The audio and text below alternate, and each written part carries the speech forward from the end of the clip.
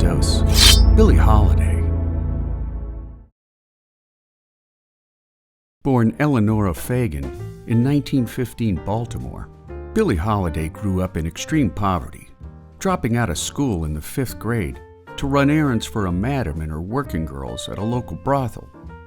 Moving to Harlem with her mother when Billie was 12, her continued struggles with poverty led her into prostitution, which eventually resulted in her arrest on pandering charges.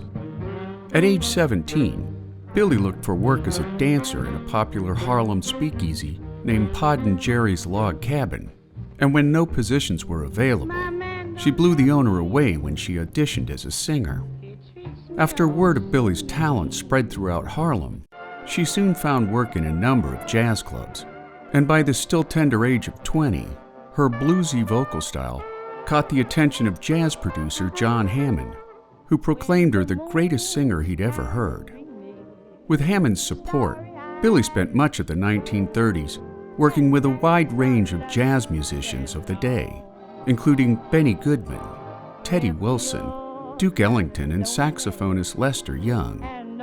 As their careers unfolded, Young and Holiday developed a lifelong friendship, giving each other their now famous monikers Lady Day and the Prez. Young would also collaborate with Billie to create music that highlighted her unconventional talents, including songs like This Year's Kisses and Mean to Me. Billie's audience expanded dramatically after her 1931 drop of Strange Fruit, a deeply powerful song about lynching, while songs such as God Bless the Child and Gloomy Sunday highlighted not only her undeniable talent, but her deep expressions of angst and pain during the nation's ongoing embrace of racism. While the same racial landscape made it difficult for Billie to tour, she became one of the highest-paid performers of her time, which no doubt did much to fuel her growing addiction to heroin and alcohol.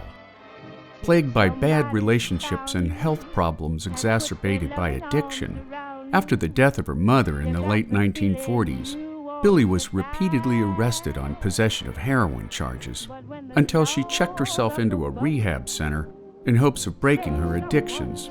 And while she managed to free herself from heroin, by the late 1950s, Billie's ongoing struggle with alcoholism ruined her once melodic voice.